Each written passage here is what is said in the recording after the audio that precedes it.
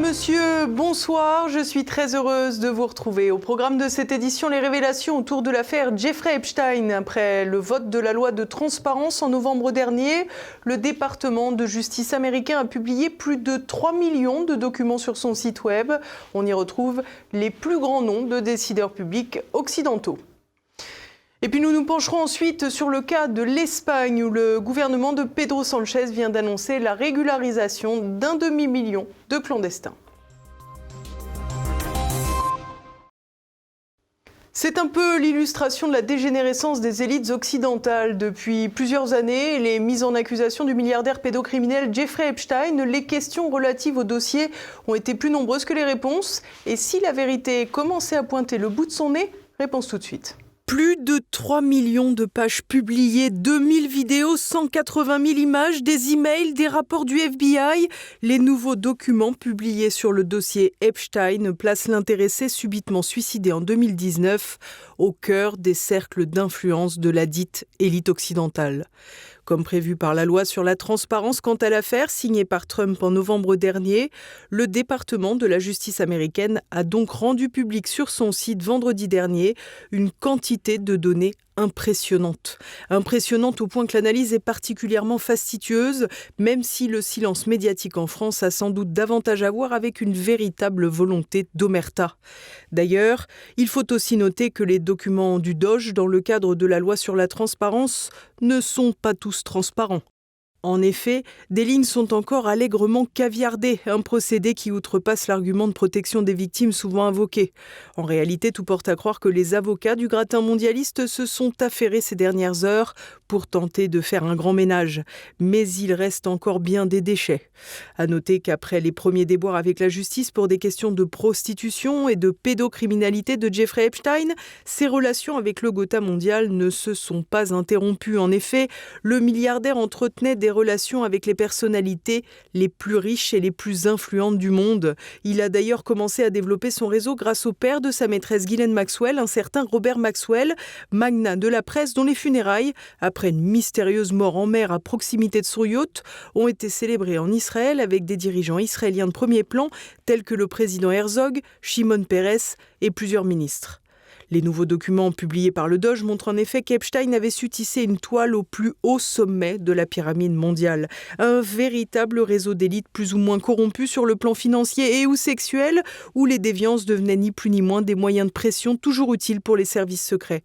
C'est d'ailleurs ce qu'expliquait le journaliste Pierre Jovanovic sur l'affaire il y a déjà plus de 5 ans sur TV Liberté. Et tout est basé pour le chantage, la prostitution. D'ailleurs, le livre l'explique bien. Hein, espionnage, prostitution, esclavage, mensonge, chantage. Voilà. Il les a tous filmés. Tous. Dans toutes ces maisons, il y avait des caméras installées. Alors, bien entendu, le Mossad sait faire. Hein, la CIA aussi a installé des caméras, des micro-caméras pour filmer et ensuite pour faire chanter. Je possède le Black Book, hein, l'agenda d'Epstein, avec tous les numéros de téléphone. J'en ai scotché quelques-uns là, quand je leur ai donné le numéro de téléphone de tête couronnée. Ce qui est absolument fascinant, c'est qu'en fait, Epstein les attirait en disant qu'il avait des connexions. Il avait un budget illimité et on va finir là-dessus pour cette première partie. C'est comme ça que maintenant le Mossad, et les Américains d'ailleurs, tiennent les Anglais. C'est-à-dire qu'ils ont tellement de vidéos sur le prince Andrew. La noblesse anglaise. Oui. Voilà. Le prince Andrew, je veux dire, l'Angleterre ne peut pas bouger. Hein, bien entendu, parce qu'ils peuvent faire sortir les vidéos quand ils veulent et où ils veulent. Dans les nouvelles révélations, le prince Andrew, à qui le roi Charles III a retiré le titre d'ailleurs, tient son rang de bon client d'Epstein. Ainsi, tout porte à croire qu'en plus de ses propres déviances, Epstein était une véritable bibliothèque à compromission. Sans surprise, le principal nom évoqué dans la presse après ces toutes nouvelles révélations est celui de Donald Trump. Le président avait pourtant expliqué il y a quelques semaines qu'il était en mauvais termes avec le milliardaire depuis très longtemps. Jeffrey Epstein et moi avons eu une très mauvaise relation pendant de nombreuses années.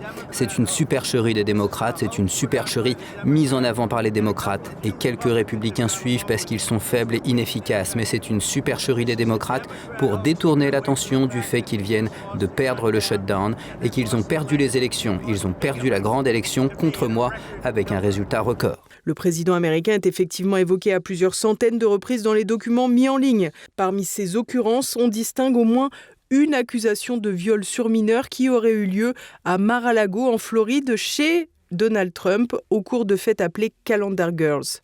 Parmi les participantes, des jeunes filles mineures et des hommes plus âgés, parmi lesquels Jeffrey Epstein, un certain Elon Musk et les célèbres avocats Alan Dershowitz et Bob Shapiro. La présumée victime aurait alors désigné Ghislaine Maxwell, maîtresse de Jeffrey Epstein, et Ivanka Trump, alors épouse de Donald Trump, comme témoins des scènes. Des accusations graves contre le président des États-Unis qui a toutefois consenti à laisser publier ces documents qui l'incriminent, ce qui vaut également pour Elon Musk précédemment évoqué. Les récents documents font aussi la part belle à Bill Clinton, le grand ami de Jeffrey Epstein et amateur de son île ainsi que de son jet privé. On trouve également le milliardaire adepte des piqûres, Bill Gates. Celui-ci aurait notamment échangé par courriel avec Epstein pour que ce dernier lui procure des médicaments pouvant le soigner d'une vilaine MST contractée lors de relations avec des prostituées russes fournies par Epstein. Le tout sans que son épouse Melinda ne l'apprenne. L'ancien Premier ministre Ehud Barak est également cité à d'innombrables reprises. Il se rendait fréquemment dans l'appartement de Jeffrey Epstein à New York. Du côté du volet français, on retrouve sans surprise le nom de Jean-Luc Brunel, patron d'une agence de mannequins qui servait également de recruteur de prostituées pour les soirées d'Epstein. Rappelons que l'homme qui avait été arrêté le 17 décembre 2020 et incarcéré à la prison de la Santé est mort dans les mêmes conditions que son camarade, pendu dans sa cellule en 2022, sans éveiller la curiosité de ses nombreux gardiens. Un hasard sans doute. L'homme était la preuve que le réseau tentaculaire d'Epstein avait aussi contaminé les sphères françaises. Jack Lang, ancien ministre de la Culture, accusé de pédocriminalité en France depuis des décennies sans jamais avoir intenté de procès en diffamation, apparaît également près de 800 fois dans les documents révélés par le Doge. On y trouve notamment des organisations de voyage avec Epstein pour se rendre à Marrakech. Il figure aussi parmi d'autres passagers de vols organisés par Epstein. De plus, la fille de Jack Lang, Caroline Lang, échange directement avec Jeffrey Epstein, y compris au sujet de la politique française. Notons d'ailleurs qu'Epstein évoque aussi ses questions avec un certain Steve Bannon. Rien d'étonnant de voir cette appétence dans les discussions. En effet, dans la mesure où les réseaux de prostitution de mineurs fabriquent des éléments compromettants pour les participants, chaque preuve peut servir à faire pression pour éliminer tel ou tel candidat. On sait que Jeffrey Epstein faisait d'ailleurs la promotion des réseaux progressistes et qu'il aurait pu dans ce cadre dénoncer des opposants à ses orientations politiques. Notons d'ailleurs qu'après la publication des documents sur le site du département de la justice américain, un conseiller du Premier ministre conservateur slovaque a démissionné parce qu'il a tenu des échanges avec Epstein. Dans ses correspondances, ce dernier évoque aussi Emmanuel Macron, une personne dont le nom a été caviardé mais qui pourrait bien être Ariane de Rothschild, écrit donc au milliardaire en mars 2016 qu'elle s'apprête à déjeuner avec un certain Emmanuel Macron, lequel vient tout juste d'annoncer sa candidature à la présidentielle française. On note aussi qu'un certain Olivier Colomb, ancien conseiller de Nicolas Sarkozy, se félicite auprès d'Epstein d'avoir eu des rapports sexuels avec Ariane de Rothschild dans des termes assez crus. Cet homme aurait d'ailleurs organisé un rendez-vous entre Epstein et Bruno Le Maire, lequel était tenté par l'aventure présidentielle mais cherchait des financements. Et si nous ne pouvons bien sûr pas restituer la teneur complète de plus de 3 500 000 documents publiés dans le cadre de l'affaire Epstein depuis le départ, c'est avant tout l'influence presque infinie du milliardaire pédocriminel qui impressionne, et ce, dans tous les secteurs. Et si l'affaire est bien loin d'avoir révélé tous ses secrets, elle ressemble de plus en plus à une véritable mafia visant à fabriquer des chantages sexuels pour manipuler les décisionnaires mondiaux. Un dossier à suivre. Régularisation massive de clandestins en Espagne. Cédant aux pressions de la gauche radicale, Pedro Sánchez a annoncé qu'un demi-million d'immigrés illégaux seraient régularisés cette année. Une décision qui fait également scandale outre-Pyrénées. Nicolas de Lamberterie. L'Espagne se lance dans le laxisme migratoire pour l'année 2026. Le pays, qui compte un peu moins d'1 million de clandestins pour une population totale estimée à 49 millions d'habitants, va régulariser un demi-million d'immigrés s'étant installés illégalement dans le pays. Les conditions requises s'avéreront d'ailleurs des plus légères pour obtenir une régularisation, qui donnera donc droit à titre de séjour et droit de travail en Espagne. On parle donc d'environ 500 000 personnes, très majoritairement des latino-américains. On estime que les latino-américains représentent entre 80 et 90% des immigrés qui vont pouvoir bénéficier de cette mesure de régularisation. Ils vont pouvoir résider légalement sur le territoire espagnol et aussi y travailler légalement et donc obtenir un contrat de travail. C'est d'ailleurs une revendication de la gauche espagnole et plus particulièrement de la gauche dite radicale des coalitions Sumar et Podemos qui estiment que ces immigrés subissent une forme d'esclavage moderne puisqu'ils doivent travailler de façon illégale au noir et souvent dans des conditions extrêmement précaires pour ne pas dire indignes. Il faudra d'abord être installé sur le territoire espagnol avant le 31 décembre 2025 et pouvoir justifier d'une présence continue en Espagne avant cette date sur au moins 5 mois. Alors divers documents pourront être utilisés, un certificat municipal de recensement, des factures, des rapports médicaux, des contrats de location, des billets de transport. Et il faudra également ne pas avoir d'antécédents judiciaires. Alors, c'est un des aspects les plus polémiques de cette régularisation, puisque la certification de l'absence d'antécédents judiciaires pourra se faire par une simple déclaration sur l'honneur. Et en cas d'acceptation, donc, ces immigrés recevront une autorisation de résidence et de travail d'1 an qui sera indéfiniment renouvelable, tandis que leurs enfants mineurs déjà présents sur le territoire se verront accorder un titre pour leur part de résidence de 5 ans également renouvelable.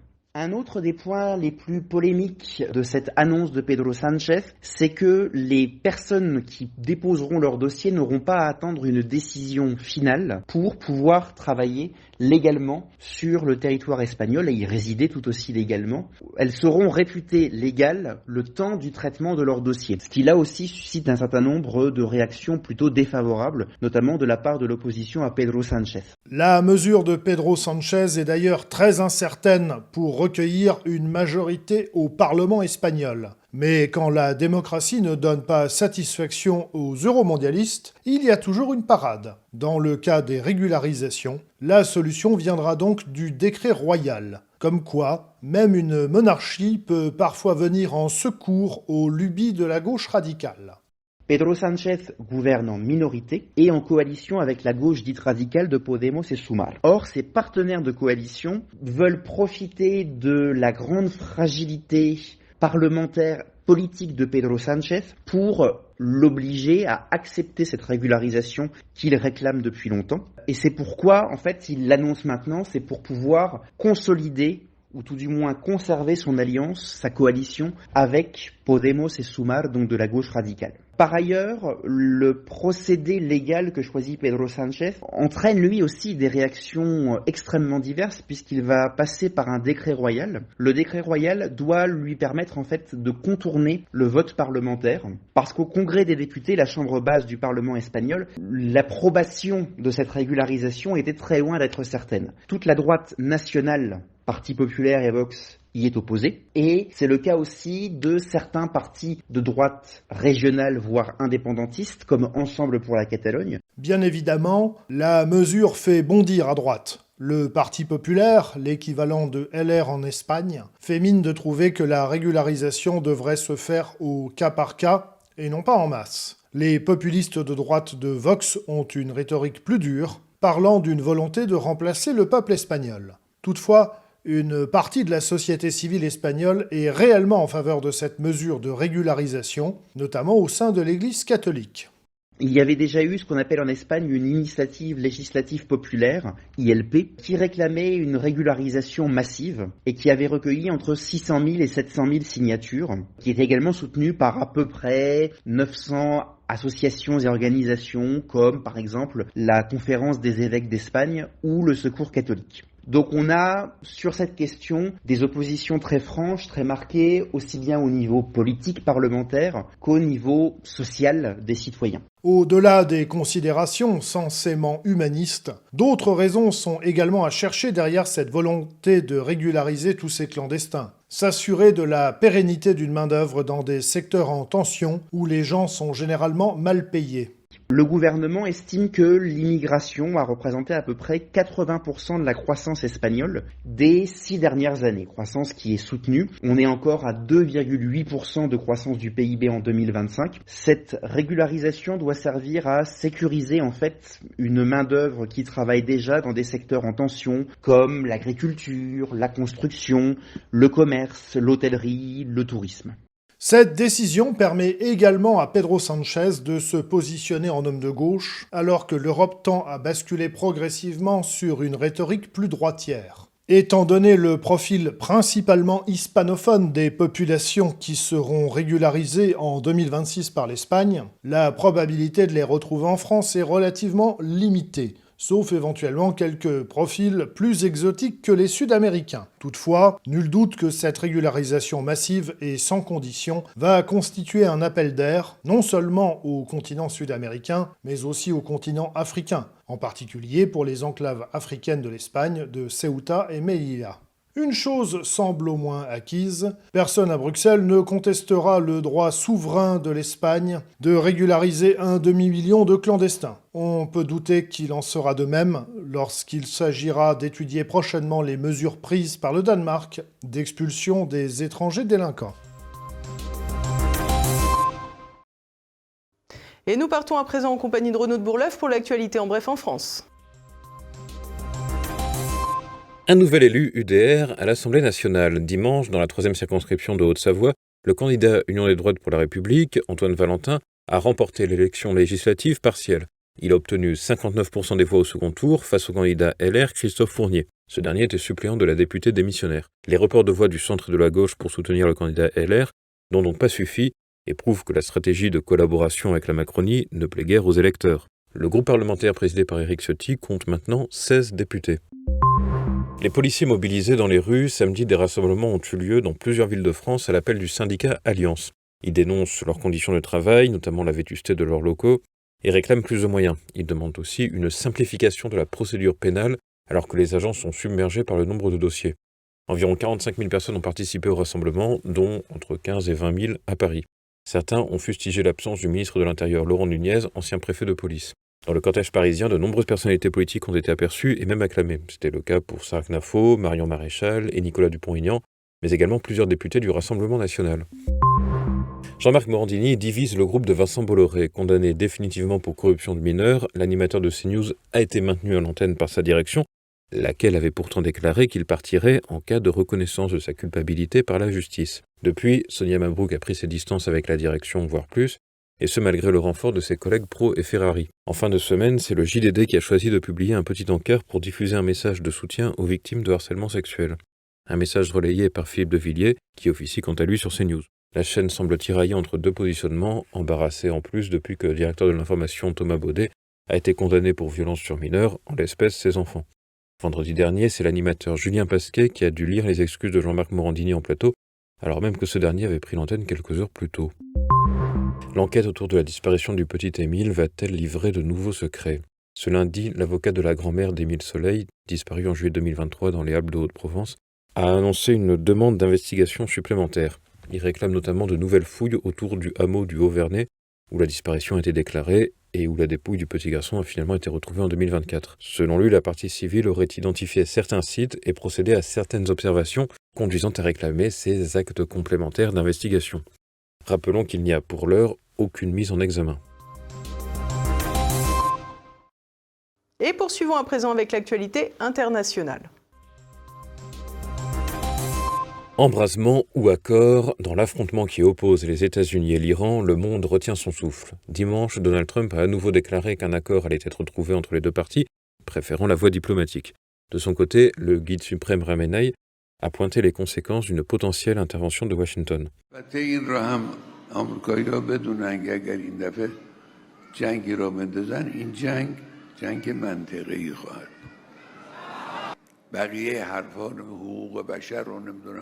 میخوان این کشور رو تصرف کنن همچنانی که قبلا تصرف داشت 30 سال بیش از حدود 30 سال آمریکایی‌ها در ایران بودن منابع دستشون بود نفت دستشون بود سیاست دستشون بود امنیت دستشون بود ارتباطات با دنیا دست اونها بود، همه چیز دست اونها بود. هر کار دلشون خواست کردن. دستشون قطع شده. میخوان برگردن همون وضع زمان پهلوی رو دوباره داشته. Depuis plus d'un mois, des mouvements de protestation ont lieu dans le pays sur fond de crise économique. Une crise économique liée à la corruption dans le pays, mais aussi aux sanctions infligées notamment par les États-Unis depuis des décennies. Une nouvelle victime dans le drame de Crans-Montana. Après plus d'un mois à lutter contre la mort et les sévices du feu, un jeune homme de 18 ans de nationalité suisse a succombé à ses blessures. Ce sont donc 42 personnes qui sont décédées dans l'incendie du bar Le Constellation de la station alpine le soir du réveillon. La moitié des victimes décédées concernent des mineurs. Face au drame, l'enquête se poursuit et se focalise toujours sur les très nombreuses fautes ou manquements commis par le propriétaire Jacques Moretti, remis en liberté après qu'un ami a versé pour lui une caution de plus de 200 000 €. Et si l'homme semble avoir un palmarès idéal pour correspondre au coupable idéal, les négligences lourdes des autorités suisses et des possibles opérations de corruption qui les ont permises sont toujours bien opaques. Capgemini n'ose plus suivre le cap de Donald Trump. Dimanche, l'entreprise française de services numériques a annoncé la vente de sa filiale travaillant pour l'ICE, la police fédérale américaine de l'immigration. Capgemini est critiqué depuis plusieurs jours après la révélation d'un contrat dans lequel il fournissait à la police fédérale américaine un outil d'identification et de localisation des clandestins présents sur le sol américain. La direction de Capgemini souhaite ainsi éteindre les polémiques. Participer à l'élaboration de l'application Stop Covid lui avait posé moins de problèmes de conscience. Les festivités commencent à Venise. Dimanche, le carnaval 2026 est ouvert dans la cité des Doges. Les masques et les confettis étaient au rendez-vous place Saint-Marc.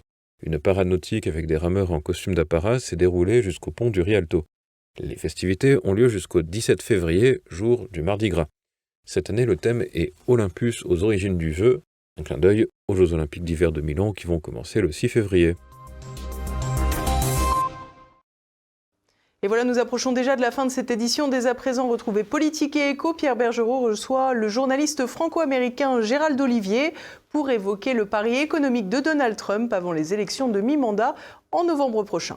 Mais cette réindustrialisation, elle est en cours. Après, le grand problème, c'est que c'est quelque chose qui doit se faire sur plusieurs années, voire sur plusieurs décennies. Et là, on dépasse le cadre du mandat de Donald Trump. Donc, est-ce que le président qui viendra après lui appliquera exactement la même politique ? Est-ce que tous ceux qui ont promis d'investir des milliers de milliards dans l'économie américaine tiendront leurs promesses ? Ça, c'est une incertitude. Tant que Trump est au pouvoir, tant que Trump est là, ces fonds vont venir. Et l'idée, c'est qu'ils soient récupérés le plus vite possible et mis à contribution le plus vite possible. Mais là, vous avez une incertitude, malgré tout, sur le long terme. Demain, dès 7h, rendez-vous avec le Zoom du jour. L'écrivain Jacqueline Kellen dénoncera le cynisme de la loi sur l'euthanasie avec son ouvrage « On ne pactise pas avec la mort ». Ce qui est une option absolument personnelle, par exemple, mettons le suicide, qui existe depuis dans toutes les civilisations, qui est un cas personnel singulier. Si on parle du suicide assisté, c'est-à-dire que ça se généralise et après ça se programme, comme la mort pour tous. C'est cela. Et donc c'est non seulement, quand on parle de rupture anthropologique, etc., non, c'est absolument gravissime parce que de ce problème de la mort, qui est la question philosophique, métaphysique par excellence, on la réduit, cette question, à un problème médical, voire sociétal, comme on dit, et donc on prend les moyens techniques, matériels de la régler. C'est à présent la fin de cette édition. Merci à tous pour votre fidélité. Rendez-vous demain, même lieu, même heure. En attendant, portez-vous bien. Bonsoir.